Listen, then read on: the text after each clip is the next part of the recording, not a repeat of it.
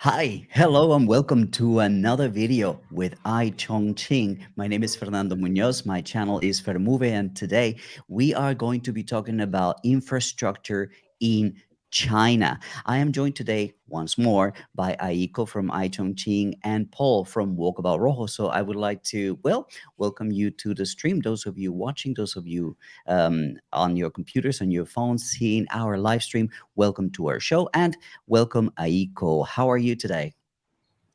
Thank you, Fernando. I'm fine. Hi, everyone. I'm Michael Chen, a reporter of iChongqing. iChongqing is the official media organization of Chongqing, which is a mega municipality in southwestern China.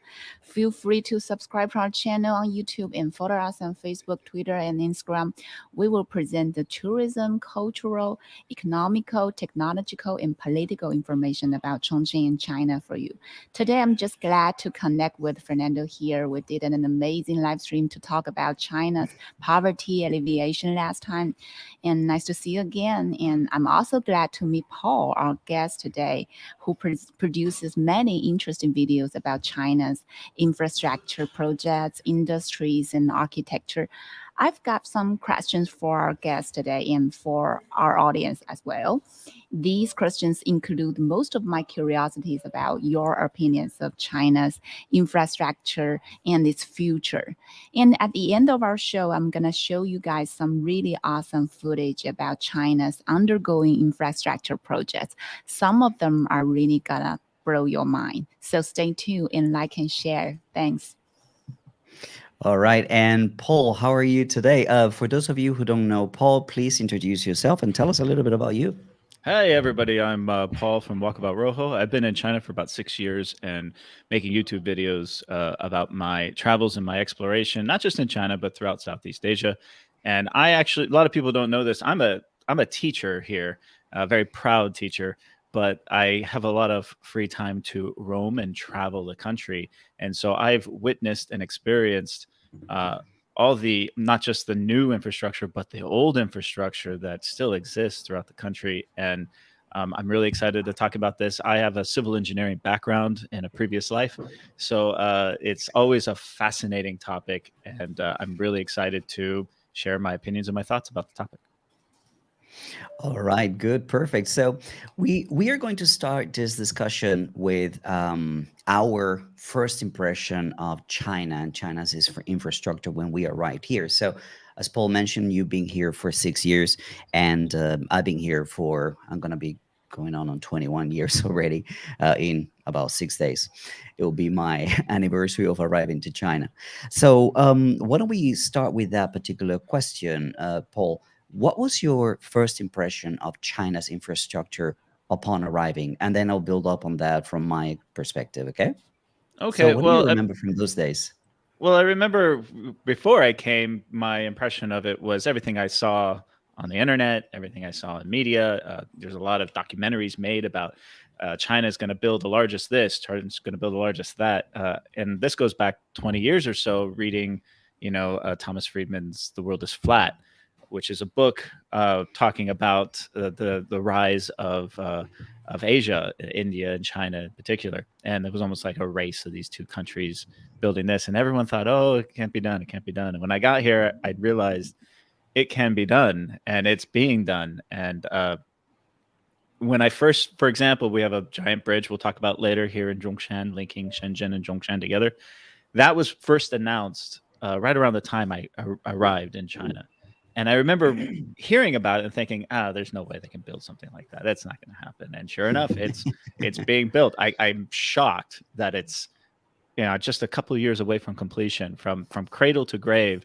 These projects really take on a life of their own, and they get done. And it continues to surprise me. Some of the reasons why I enjoy living here is every time I go someplace, there's something new and something interesting. It's fascinating.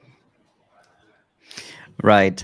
I will share with you my impression. I have to admit that when I first came to China, I was just blissfully ignorant of China. I didn't know much other than what I had seen on pictures here and there or news rolls here and there. And landing in Shanghai, it just completely blew my, like, I was not expecting this. I always say to people, I was expecting people on bicycles. I was expecting people wearing Mao suits. I was expecting something completely different. So to see roads of very high quality, just this gigantic, brand new Pudong airport, hotels, high rises, I was just like my eyes wide open because I had no idea China would be like this modern, this developed. But that's 20 something years ago. So if you fast forward to today, it just keeps on amazing me. It keeps on surprising me. And what you thought was really, really developed and really modern, it just, those limits are blown away. Every single year there's something new, something better being built, something being improved, something that is bringing better well-being to people and a better life for people. And that's the main thing that impressed me, the contrast of what I knew and what I was able to experience through all these years. You cannot imagine the disconnect. You cannot imagine the difference between one and the other. So it's very difficult to pinpoint that one single thing that impressed me the most. But it's a combination of things, and we're going to go through several of these aspects as we go through this conversation. I want to throw in a question today, talking about what do we think are some of the most significant, the names of some infrastructure developments in China that we consider to be more significant. I would like to kind of like split this question into three. The first one would be, when you first got here, what do you think is the infrastructure or the thing that surprised you the most about China's infrastructure? I don't know Aiko's experience in terms of moving around China, but I'll start with Paul and then we go to Aiko.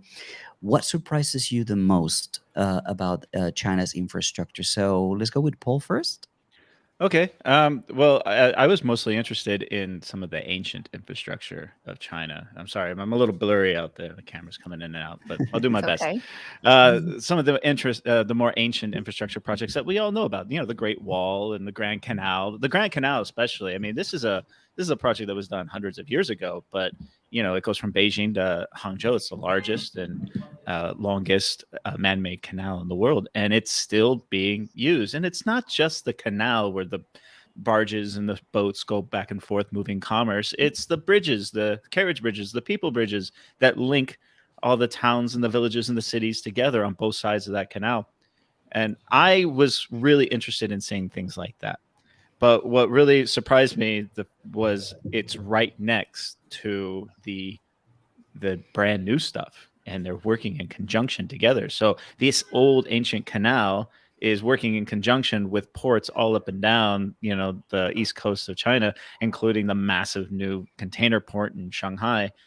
It how it all links together, the old and the new, is something that fascinates me as a student of engineering and of infrastructure.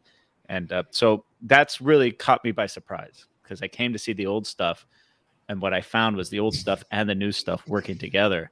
And I really, really like that a lot.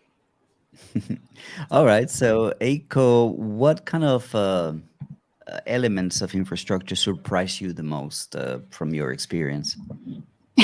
I'll say, as a Chinese, I never felt surprised when I just in my country, but when I go abroad for travel or something, sometimes I feel surprised. With when there is no 4G signal there, or any these green energy charging stations, or some convenience facilities for the public. I think, is it like, are we living in a modern city? Because in China or in Chongqing, we don't live like this. We live like a city with multiple skyscrapers and high buildings, and it's very convenient for people to live or for the transportation. So sometimes it just surprised me when I go abroad, not in China.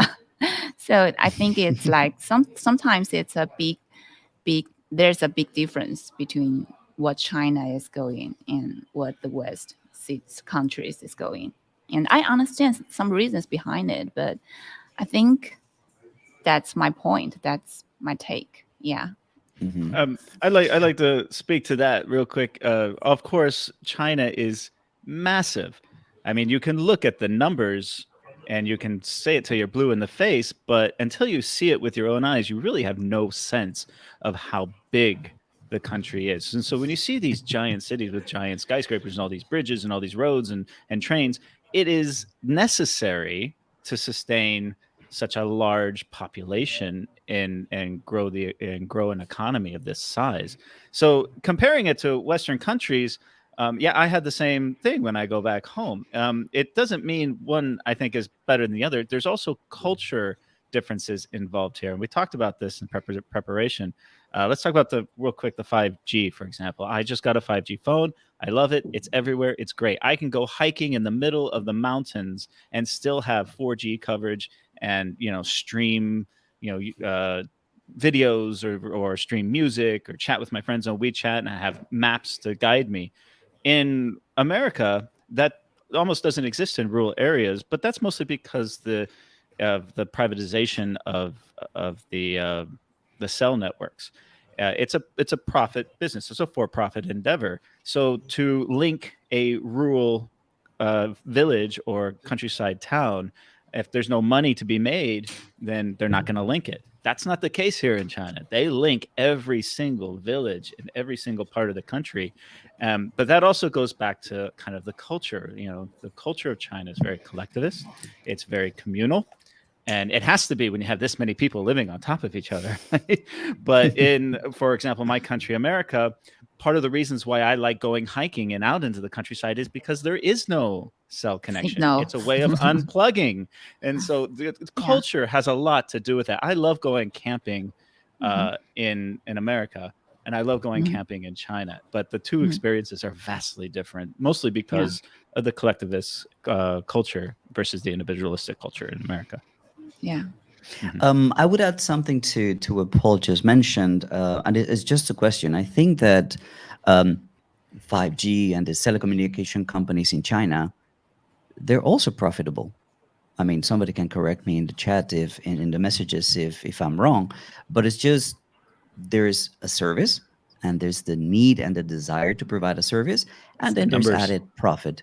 Yeah. The numbers too, yeah. The numbers really do it. Well, I want to show you perhaps what surprised me the most when I first got to China. Before I came to China, all I knew was that China was the factory of the world. And when you think about a factory, you think like a cement jungle. When I saw this video, let me show it to you, and then we can talk over it. This is my city. This is my city today. This is how green the cities are here in China, the big cities.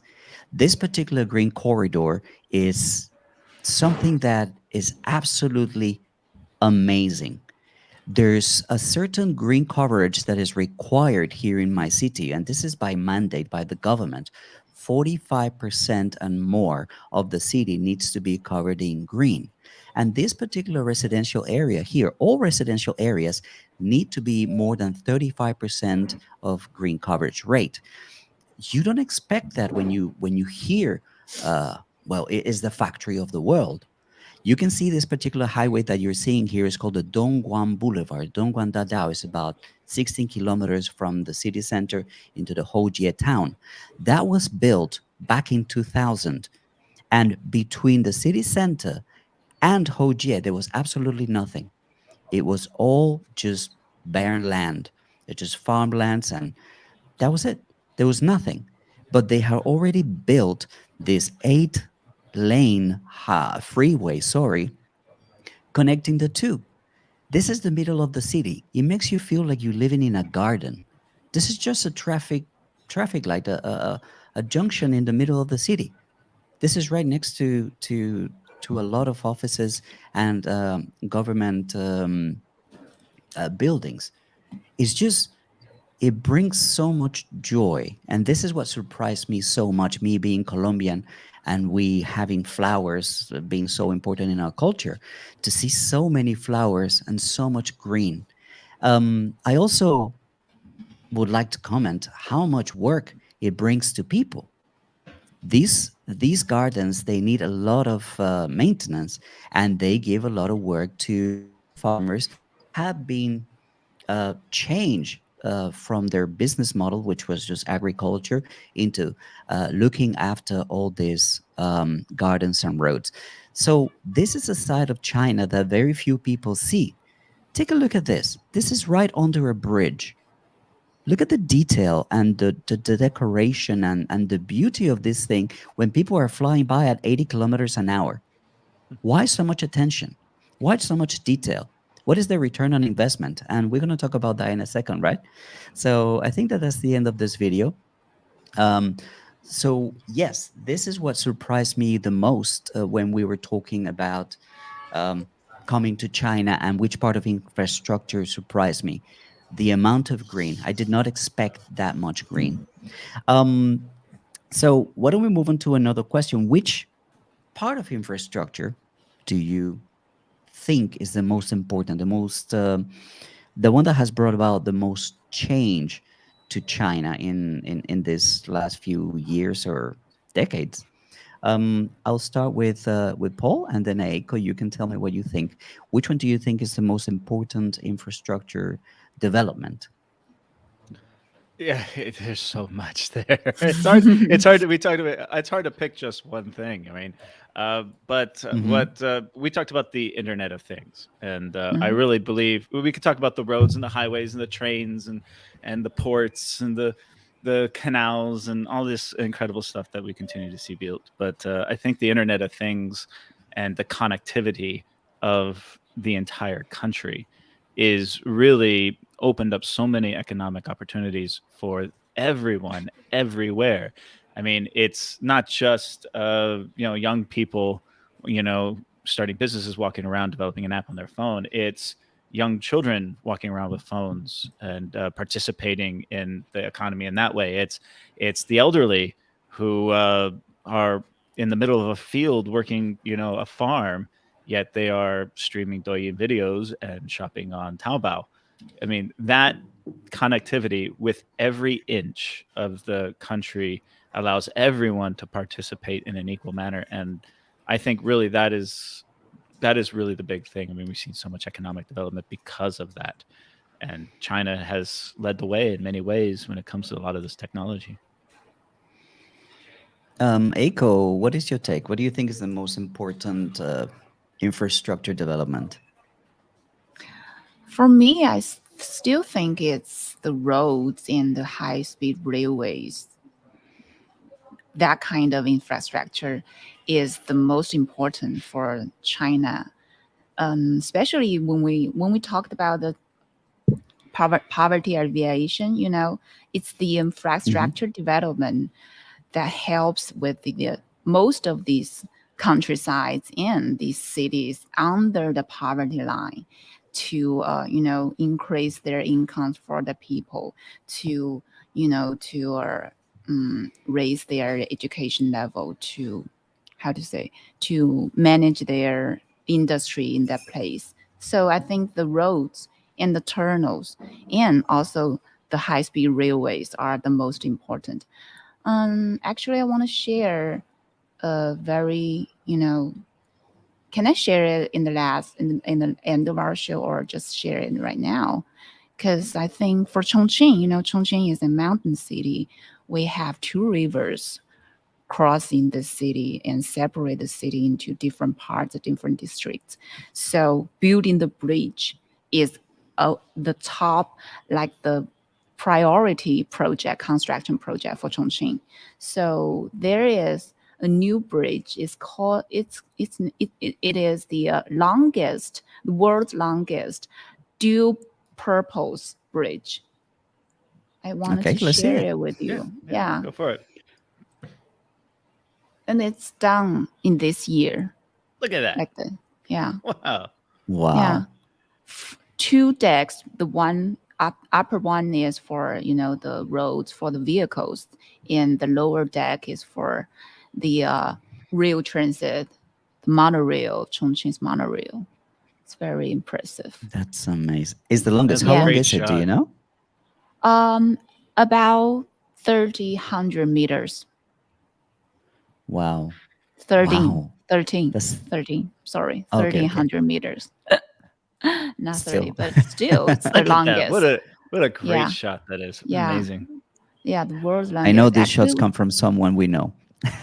yeah, it's called Baizhusi Yangtze River Bridge, and it's about to get into operate this year. And I'm really glad to share it with you. And we have a video about it on our YouTube channel, and it's produced by James, our reporter from England.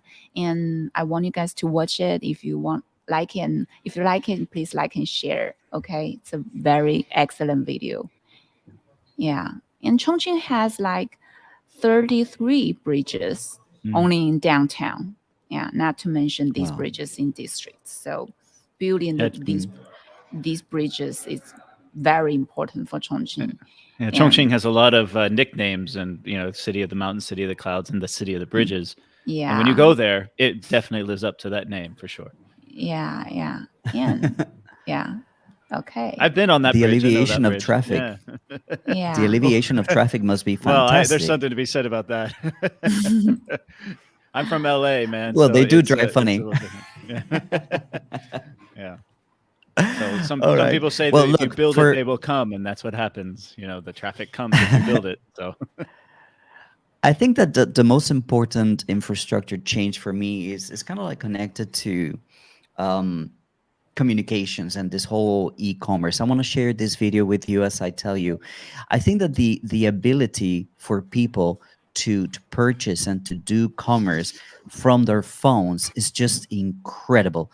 You can go to restaurants, you can go to supermarkets, you can do just about everything with your phone. And building this cashless economy, it's a fantastic fail-proofing towards the future-proofing the economy of China, particularly when you're thinking about cryptos, particularly when you're thinking about the future of commerce in the world. So these highways, together with all these platforms, allow people from all walks of life to participate in the economy of the country. You can wash your car and pay from your phone.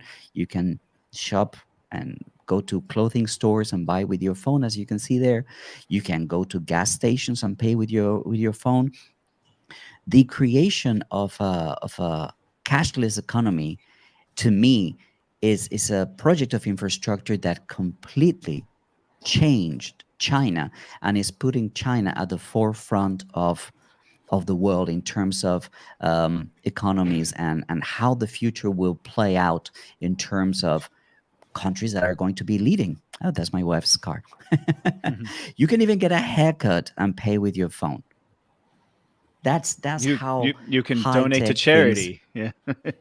You can donate to charity as well. You can go to McDonald's and get a burger. It's something that to me has changed the way we lived, has changed the way we operate and we see things. Paying for parking, everything is done through your phone. I invite you, Paul, to remind us, when was the last time you paid with cash? It might have happened someday, but I don't know.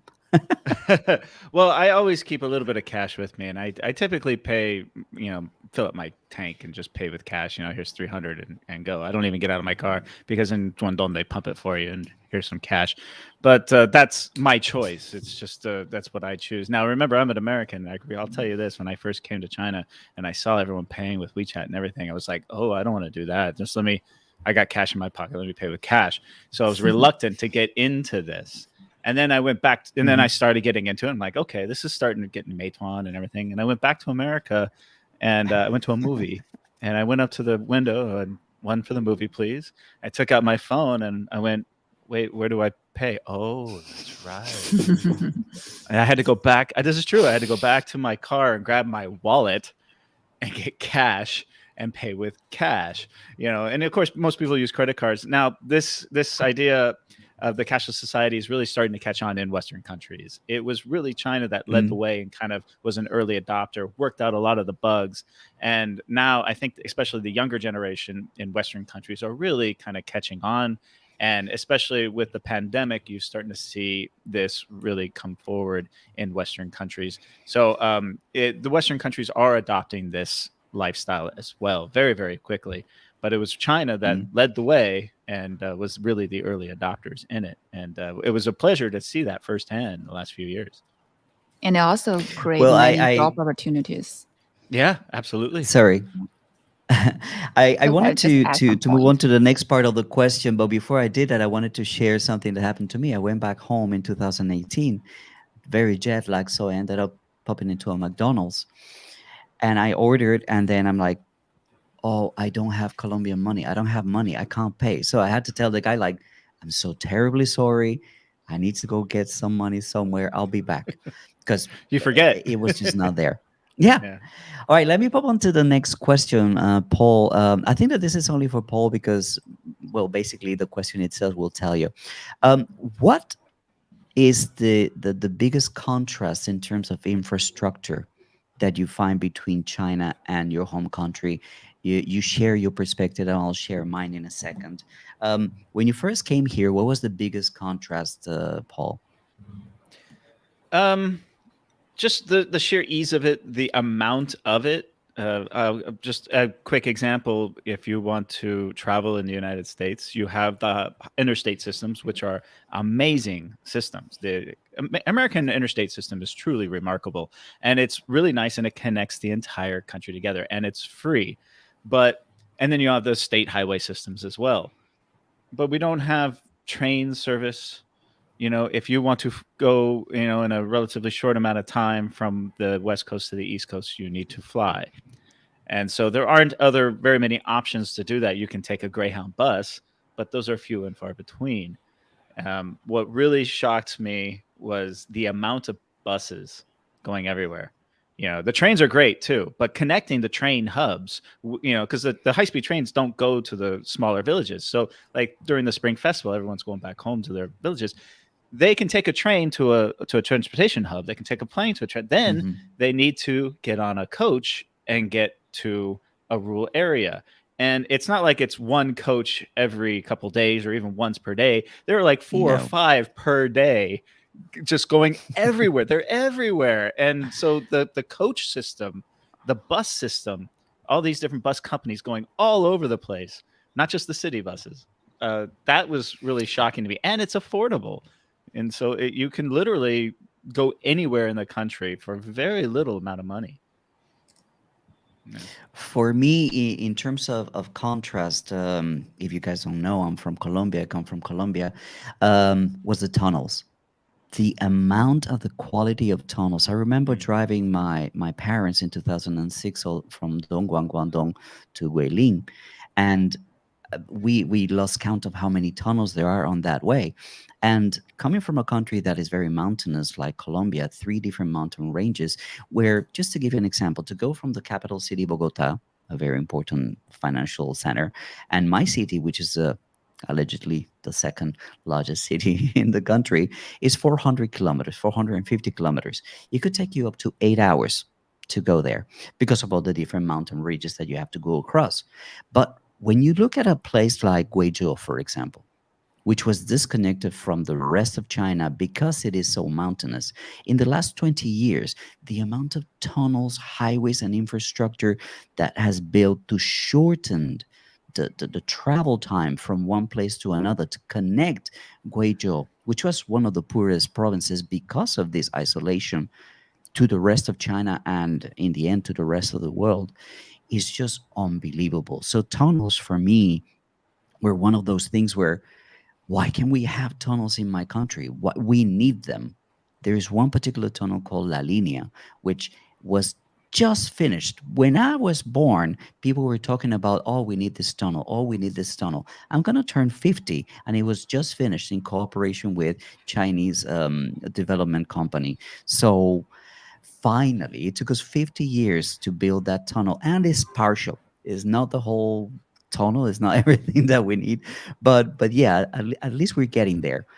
That to me was unbelievable. The quality, the length, and the number of tunnels in China. All right.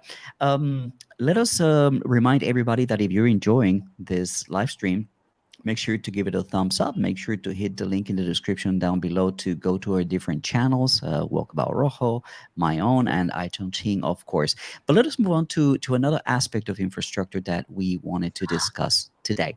How Before we enter does... this, I'm sorry, Okay, before we Eiko, enter sorry. this, we have a comment that I want to draw my opinion about it. Do you really want to use a train for 3,000 kilometers from east?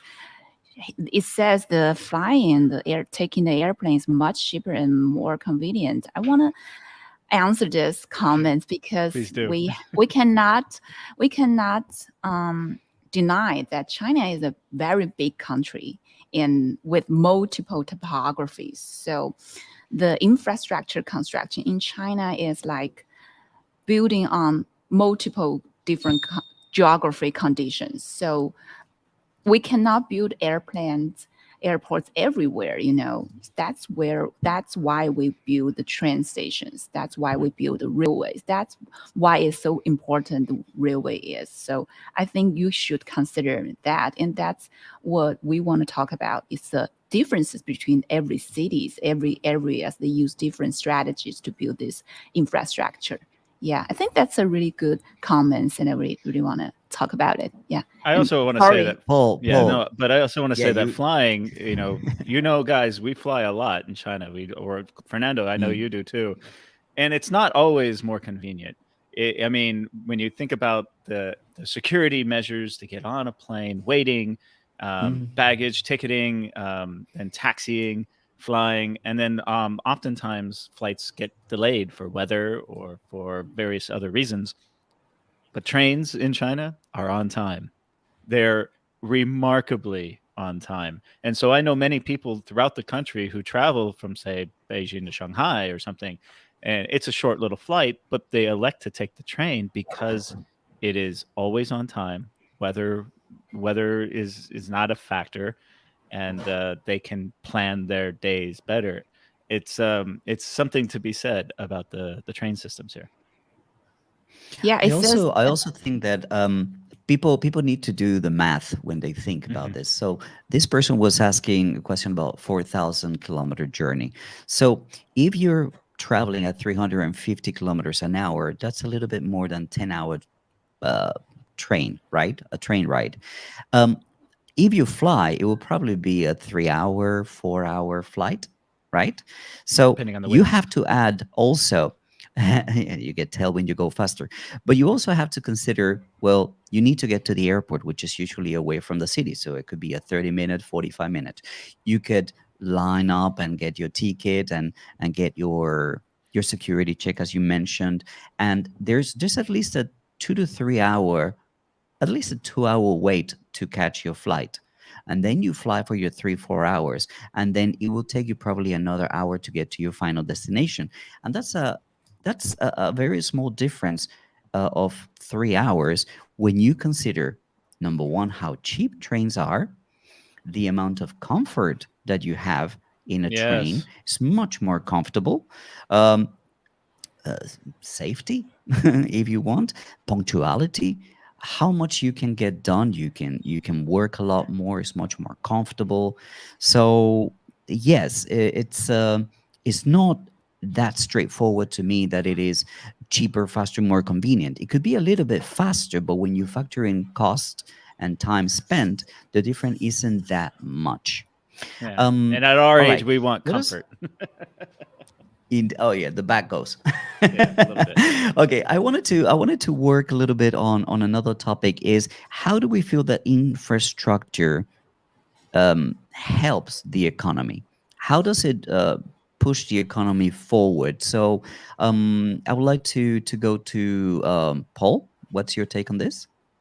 My opinion, infrastructure is everything. I mean, infrastructure investment is almost always a good investment in looking at the future and economic development. I mean, it's a simple thing as we're gonna go someplace and we're gonna build some great big thing. And then so you employ people and they get money to build those things.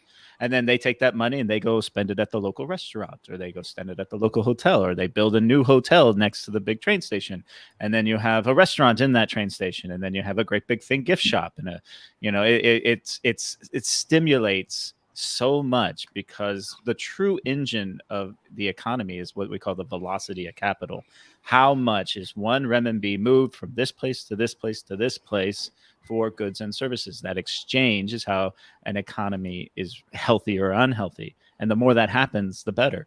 So infrastructure not only lays the groundwork for economic development and private businesses in the future, no matter what kind of business it could be. It could be an online business, it could be a brick and mortar shop, doesn't matter. It not only lays the groundwork for that, but it also stimulates the local economy and gets it going with the initial dollars it took to build that infrastructure in that local area. So to me, infrastructure is huge. And I think that this is something that the Chinese government really understands very, very well. And that's why they've seen so much of investment in recent years, and they continue to plan and will do more in the future. We're just starting here. It's, as amazing as it is, the future is gonna blow everybody away. Eiko, what is your take on how infrastructure affects the economy? Well, I'm not an expert on this, infrastructure topic, but in my opinion, I think for China, the develop the infrastructure is like the top majority in this country, because we still have some areas in cities that are under the poverty line, and our job is to alleviate them from the poverty, and building the infrastructure is the basic the purpose. And Requirement. also, yeah, and also it's for the economy to growth. I think when you build in a commercial building here, architecture here, building a bridge here, you create more job opportunities, and you create more financial how to say this, financial conditions about this project, and that's the industry going. And also I want to mention the new infrastructure that we are going to talk about: the 5G station, the green energy, and the artificial intelligence, and industrial internet. And I've seen some really interesting technologies in the Smart Expo China, this year, and I saw a lot of these industrial internet technologies going on in China. I think they are very interesting, but I really want to know your opinions and thoughts about it, because I'm not an expert, but I'm really interested about this topic, this industrial internet, because I've visited this smart manufacturing like Chang'an in China, and I've went on to get the autonomous bus in Chongqing as well. And I thought these technologies are not just in the blueprint. It's not in the future. It's in right now. It's right now in China. So it's happening. As soon as possible, they all gonna go applied, implemented in this real lives. So I think the future is very important, is what I concern. And I think the future is what the infrastructure is really about. It's always a process. It will not stop. Yeah. I feel what you're saying is absolutely right, but one key aspect of future-proofing China, and we can talk about some of the issues that China is encountering these days with this whole idea of decoupling from China, China being the factory of the world and the world having issues with that. Well, China has spent the last 20, 30 years building a logistics infrastructure that cannot be replaced in a matter of a few years. The level, the quantity, the volume of products that are shipped throughout China's ports is just, you cannot imagine. And that is something that is very important for the stability of China's economy. No matter what is taking place in terms of world trade or whatnot, or diplomacy or politics, these numbers keep going and going and going up. China continues to export and import at levels that are always record breaking. So, this idea that ports are one of the things that has helped or is helping China fail proof its economy, to me is the most significant, without saying that everything else that you have mentioned is not important. But to me, the ports, that's where the safety is going to come in the future.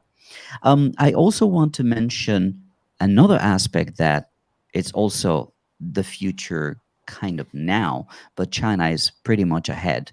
The idea of electric vehicles, electric transportation, and as we're also going to talk about automated driving. So, why don't we start talking a little bit about, Paul, what you experience in terms of automated driving, and then I'll show you a short clip of well, how I see the model of electric vehicles being developed in China differently. That's quite contrasting with what has happened in other countries. So, Paul, tell us about your experience with this, and then I'll show the video. Well, the adoption of new technologies like driverless technology seems to happen a lot faster in China than other countries. That's not to say that other countries don't have autonomous driving. Of course they do. But as you can see here, this is in Zhengzhou. This is the Xiaoyu 2.0 autonomous bus that is actually in service right now on the city streets in Zhengzhou. And I got the opportunity to go and tour it and ride around in it and experience it. And I have to say, it was quite an eye-opening experience. At first, I wasn't too excited for it. I was like a little worried that a computer was going to be driving me around. But after spending about 4 or 5 minutes in this, I felt at ease, and then I really started to see the benefits that this and the application that this type of technology can have, and how it can change our world and our cities. I mean, just driving around, you can sit, you can have your laptop out, do work, have meetings, and not have to worry about some guy cutting you off, because the technology has gotten to the point where this is not really a factor anymore. It's still got some ways to go, and it's a stepping stone. But again, this is just the beginning. You got to look 10, 15, 20 years from now. It's not just going to be buses like this. It's going to be taxi services. It's going to be automated delivery, cargo delivery, all kinds of emergency services, street sweeping. I mean, all of this stuff really is just mind blowing when you start looking into the future 10, 15 years of how it's going to change, not just the way we live, but the local economies, how it will either speed it up or even have some kind of speed bumps along the way. So it's fascinating to watch, and I'm really looking forward to seeing how this all plays out, not just in China, but throughout the world. I find it very interesting to see how big data comes into play, because once the infrastructure is finished and built and completed, the communication between vehicles and roads and the management of traffic is going to be a computation, is going to be a calculation. So traffic jams are going to be a thing of the past. Optimizing the flow of cars, the number of vehicles, traffic lights, crossings, roundabouts, all these sorts of things are going to be uh, optimized to a point where we're going to experience, well, expedite commerce, expedite transportation is going to make things and life a lot easier and faster. So that's an interesting factor to consider with this driverless, the interaction between the road, the regulations, the traffic control, and the vehicles themselves. That to me is extremely interesting, and it's something that I hope to see in my lifetime. Something Oh, you to the will, man. point You're going to where live forever, dude. ah, All right, Eiko, you had some takes into this driverless driving. Would you like to share? I've watched pause videos before I get on the autonomous bus, and it's really awesome the video. And I also went the on smart logistic warehouse in Chongqing, and they all already have autonomous truck in service. So I get on the Hmm. truck as well, and it was really awesome. And I think, yeah, I agree with you guys. The future is right now. And also, I want to say that the interactive between, the Fernando just said that the roads and the vehicles and also the monetary system is more important because that is the infrastructure development. It's not just you develop a vehicle itself. It's the whole system around it. It's like some monetary platform of the vehicle. It's like these smart stamps of this on the roads, smart red light, smart green lights, smart whole system about around this autonomous vehicle. So I think that requires money, requires strategies, policies to invest to develop this infrastructure. Yeah, that's For yeah. me, the whole network of electric vehicles, it's unbelievable. I mean, you have to give it to somebody like Elon Musk, who decided to fight the fight against legacy automakers and go out there and try to make electric vehicles attractive. Now, his business model was very different from what the business model is here in China. I want to show you a short video about that in a second. But what Elon Musk did was he created a very fancy car, a very expensive car that helped him finance, well, the development of more inexpensive vehicles. We can't say that they're cheap, but they're inexpensive vehicles that then would become consumed by the masses. So that model was kind of different, very different from what China did. Let me show you this clip right here. It's a very short clip, but in China, what the government did is they mandated that a lot of this public transportation, public vehicle, cheaper vehicles like taxis and DDs and all these things had to be electric. So this change in the world, in China, is starting from the ground up. So because you have so many cars that use electric grid, you have to build that electric grid. And once that is built, and think about how difficult it is to do in China, but once that is built, then the private users can actually come in and buy their private vehicles and use this infrastructure to move around the cities and around the country. So the model was very different. They started with cheaper, basic mass transportation or public transportation vehicles that created the need for these charging stations and this infrastructure. And that gave a lot of confidence to private individuals to go out and buy electric vehicles. Um, I also wanted to point out that there's different technologies that are taking place. Not all electric charging stations in China are the same. One of the things that is being developed here, and it's a business model that is quite different, is the swapping of batteries. There's only one company that's doing this here in China, but it's something that is getting a great push, and it's one of the reasons why this particular car manufacturer is still getting subsidies from the government as opposed to any of the other EV manufacturers. And I cannot go without mention the amount of brands in China that are jumping into electric vehicle manufacturing to the point where legacy manufacturers like Volkswagen said, we're not going to develop ICE or internal combustion engine vehicles anymore. That's it, they're done with it. From now on, everything is going to be electric. I learned about that just the other day. So China is doing more than any other country to rely on this green economy.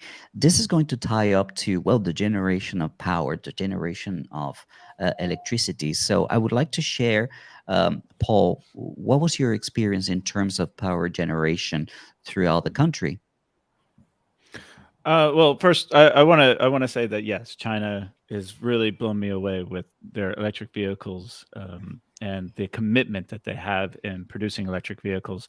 But don't count out Europe and North America and the Japanese quite yet. The announcements that they've come up with, the new brands that are in North America, are very promising and very interesting. And although China has led the way, competition is good, and you're going to have a lot of competition from these other companies coming out. There's a lot of amazing things happening, not just in China, but around the world with regards to this. And much like Elon Musk, who kind of led the way with developing EVs and the EV infrastructure in the market, China has really done it for the masses and shown that it is a business model that can sustain itself. I was in northern Vietnam visiting Hanoi, and it's not as wealthy as Chinese cities, but proud people, a proud city. And you walk down the street and everyone's got a motorbike and a diesel engine, and it hurts the eyes, it hurts the lungs when you walk down the street. And I came back to Zhuhai from Hong Kong airport, and the contrast hit me immediately about, oh my God, the taxis, everything's electric. There's no sound. There's no pollution hitting my eyes and my and my lungs. And it was a remarkable, eye-opening moment for me. And that's something a lot of people don't realize. China's still very loud. There's a lot of stuff going on here. There's a lot of people, a lot of construction, right? But when I walk down the street, I rarely hear massive amounts of motorbikes or smell emissions, fumes, things like that. So I just want to point that out as well. I wanted to show this video that you sent us, that you uploaded. This is the one where, tell us about this. This is in Duqing County in the west side of Guangdong, a very rural area, which we saw these massive wind farms on top of the mountain. We said, let's go there. We thought about maybe camping underneath it, but we decided to find a little bit more sheltered place because it was windy and cold up there. And then we drove into the village, and you can see these.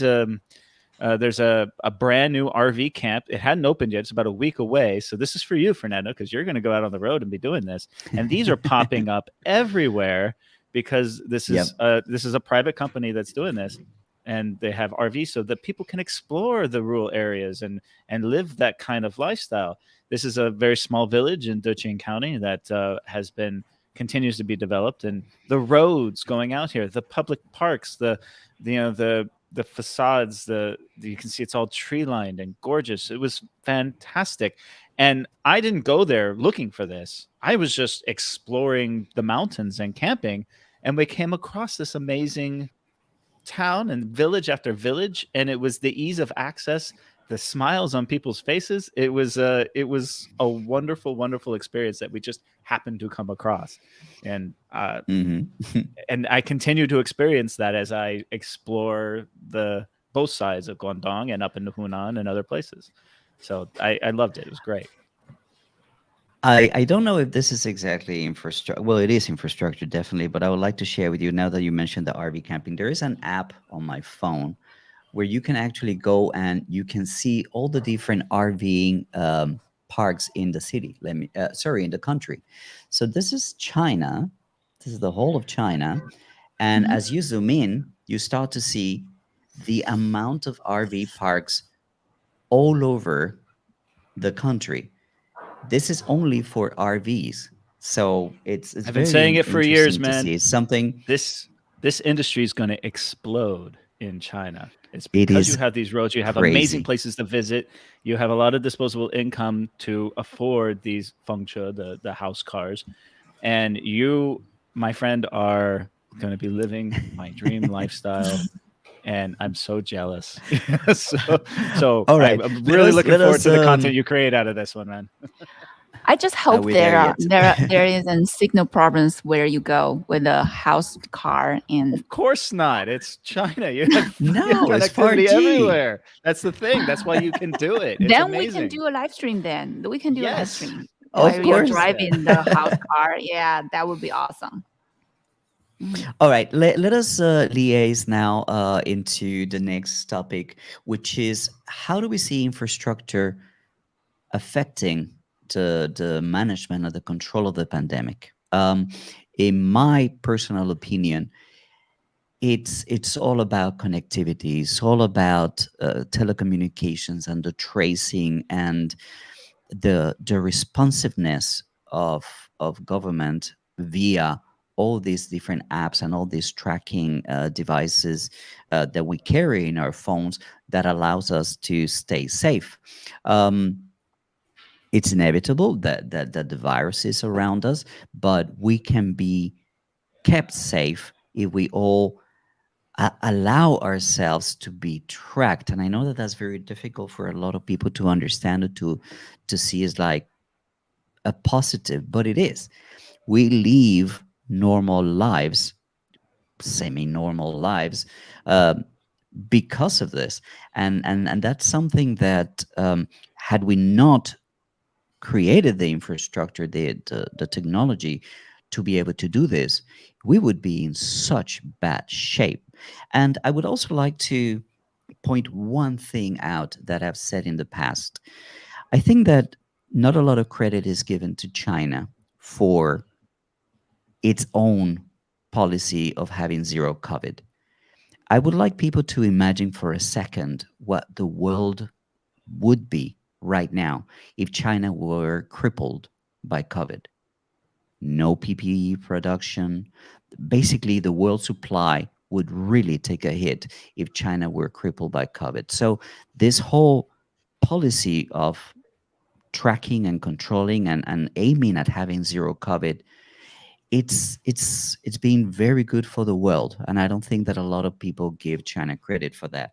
But I will like to ask the question to you, Paul or Eiko. How do you think that technology and infrastructure have helped the control of the pandemic? So why don't we go with Eiko first? I think for me, it's, the health code. It's the most important Hmm. thing. Whenever we go in the city or in other city provinces in China, we have to show our health code.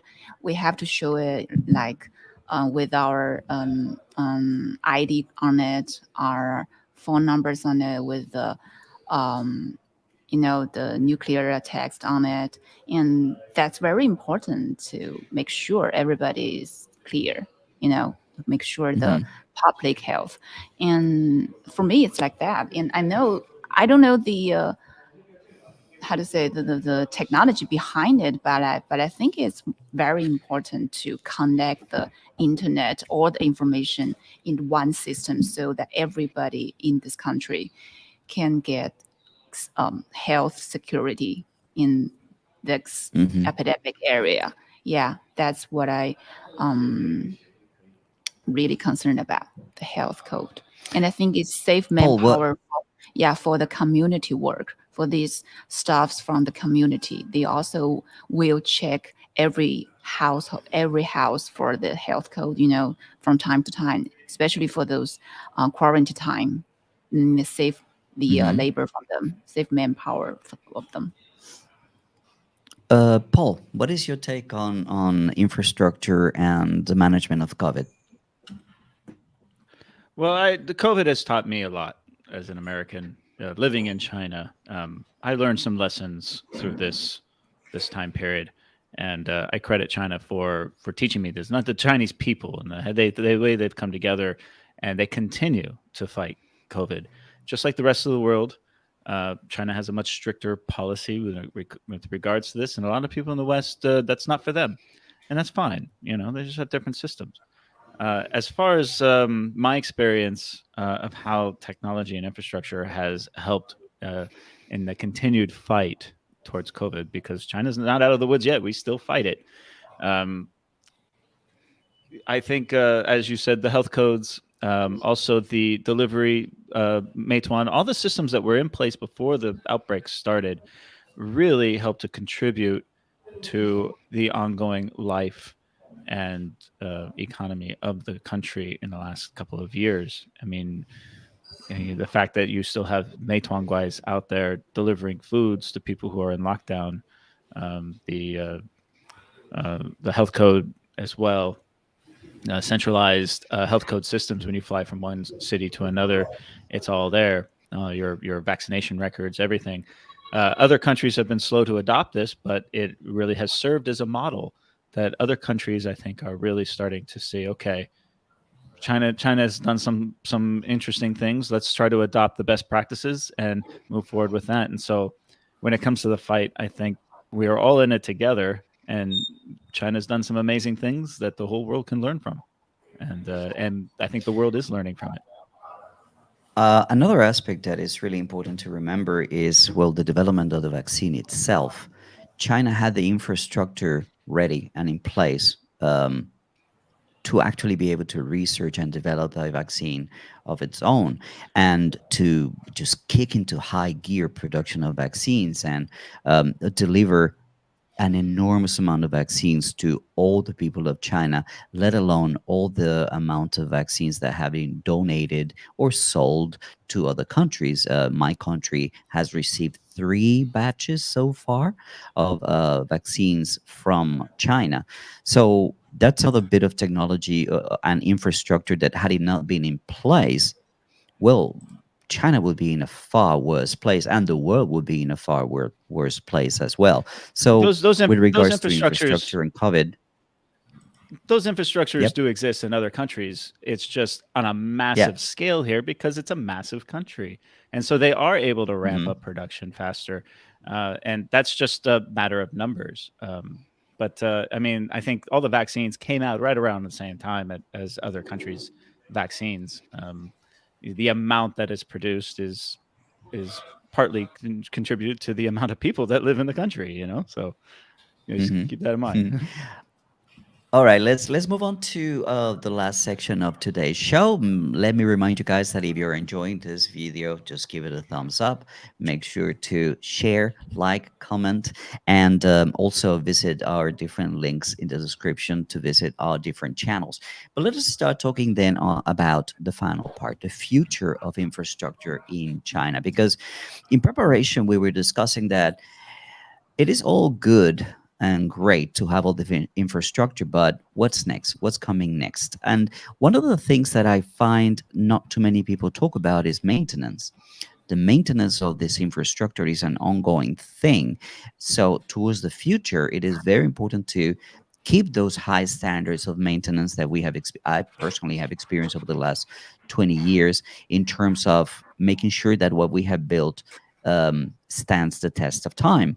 But I wanted to ask, particularly Eiko, about this smart industry. So the you were talking about something you wanted to share with us. So what is that about, and do you have anything to show us? Oh, I already shared it. Shared it. It's the bridge. Oh, okay. The bridge construction. Yeah. All right. But you were So talking about smart industries in terms of industries using infrastructure and 5G and this kind of technology to modernize production in China. Is there anything about that we could expand on? Mm, We had 5G, green energy, and smart industries. anything you want to share Um, is i- okay. okay, Paul, you visited something that is kind of like the future, but it's taking place in the present. Why don't yeah, we show the yeah. video that you sent us about that bridge? Huh? Tell us Oh, about it, the and we'll Shenzhongchen show it Yeah, as bridge. it don't goes. channel. Oh, okay. Yeah. Mm-hmm. It's in my backyard, and I've been trying to gain access to this bridge for years because it's a fascinating piece. It's the tallest sea bridge in the world. It's a 26-kilometer link between the west and east sides of the Pearl River Delta. And there are other links, of course, most notably the Zhuhai Hong Kong Macau bridge, but that is very rarely used by the general public because you have to have different registrations, different insurances, and stuff like that to use that. So this bridge, however, is entirely in mainland China, and it's it's going to do wonders. I mean, if you're on that side of the Pearl River Delta, property prices are huge. There's huge density. Whereas on this side of the Pearl River Delta, it's remarkably more affordable. And so this is going to release some of that pressure, some of that affordability stress, and then balance the entire economic zone. It's an incredible bridge and tunnel project. It's the widest undersea tunnel in the world. And I got the opportunity to go out there and see it and talk with the engineers who are building it. And it's not just the bridge itself that is an engineering marvel. The tools, the vessels, the boats, the manufacturing process, and of course all the workers, the unsung heroes of all of this that are building it out there on that West Island, where there's no air conditioning, there's no trees, there's no parks. They are out there every day building this, and they're building the infrastructure that's going to power the economy for the next century. And all the while knowing that once that is done, there'll be another one to build, and another, and another. And I really was touched by that sense of pride and that sense of duty, not just from the engineers and the bosses of the project, but the line workers, the guys out there on the girders, over rough seas and high winds and the heat of the day, building that. There's an awful lot of pride in the building of not just this bridge, but everything. Building the country. Building the bridge, and both literally and metaphorically building bridges between two peoples. And I was touched by this story, and I loved it. Well, guys, we are coming to, well, actually went over an hour. We said we wanted to have a show for 1 hour, but it was a fantastic experience to be able to tell people our perspective, what we think about the development of infrastructure in China, my 20 years of experience. I don't want to finish this show without talking about one of the greatest pieces of infrastructure that has changed lives in China, the Three Gorges. We wanted to talk about it, but really there's no time. So everybody, I want to thank you all for your time, for your attention. If you're watching, make sure to like, comment, share, and subscribe to our channels. Paul and Eiko, thank you so much for joining us today. And well, until we see you again, do you have anything to say to our audience before we go?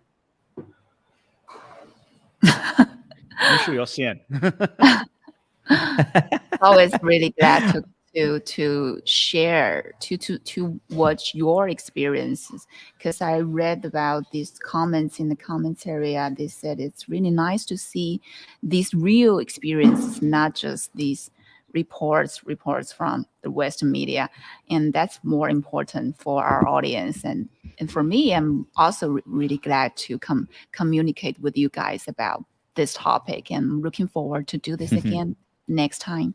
And thank you, Fernando, and thank you, Paul. I'm looking forward to your awesome videos in the future, and feel free to subscribe to our channel. Okay, thank you, guys.